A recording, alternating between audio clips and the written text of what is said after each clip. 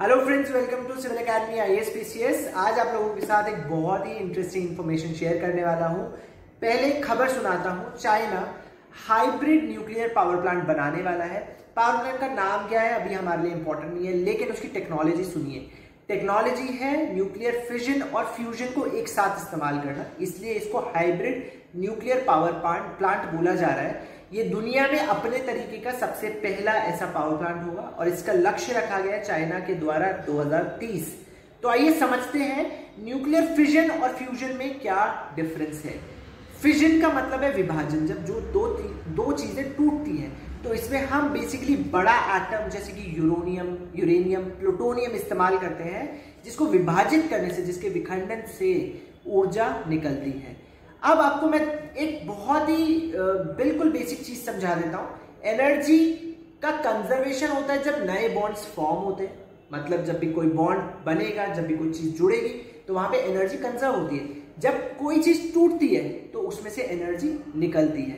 अब फिजन और फ्यूजन में दोनों में एनर्जी जब निकलती है तो वो टूटने से ही निकलती है, लेकिन टूटने का जो प्रोसेस है वो डिफरेंट है। फिजन में बड़ा एटम दो छोटे टुकड़ों में, फिर कई छोटे टुकड़ों में टूटता है, उससे एनर्जी निकलती है। और फ्यूजन में क्या होता है, छोटे एटम्स जैसे हाइड्रोजन, वो छोटे एटम्स जो होते हैं वो इतने पास लाए जाते हैं, इतना ज्यादा फ्यूज किया जाता है उसको कि वो फाइनली टूट जाता है। और इतना छोटा एटम जब टूटता है तो उसमें से अबंडेंट अमाउंट ऑफ एनर्जी निकलती है। तो सबसे पहला डिफरेंस है, न्यूक्लियर फिजन और फ्यूजन में एनर्जी ज्यादा मिलती है हमें फ्यूजन में, बट उस एनर्जी को चैनलाइज करना कमर्शियल आउटपुट के लिए वो सबसे बड़ा चैलेंज है। तो न्यूक्लियर फिजन से रिलेटेड ऐसा कोई ऑपरेशनल प्रोजेक्ट आज तक दुनिया में नहीं है। इसके कई एक्सपेरिमेंटल प्रोजेक्ट्स हैं जो कि कमेंट सेक्शन में आप लोग लिखोगे।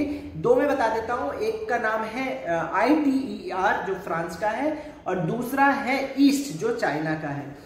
अब न्यूक्लियर फ्यूजन आने वाले फ्यूचर में एक टेक्नोलॉजी है जिसको कमर्शियलाइज किया जा सकता है, क्योंकि न्यूक्लियर वेस्ट इससे जो निकलेगा वो फिजन के तुलना में बहुत शॉर्ट लिव्ड होता है और उतना ज्यादा खतरनाक नहीं होता।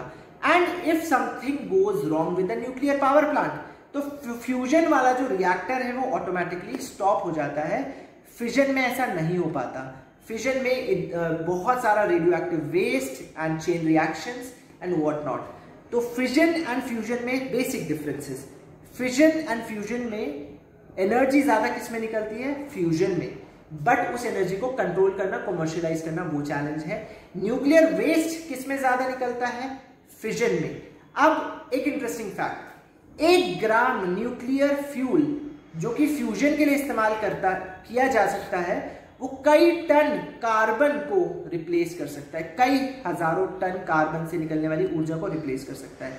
इसी तरह की इंटरेस्टिंग इंफॉर्मेशन के लिए जुड़े रहिए सिविल एकेडमी के साथ।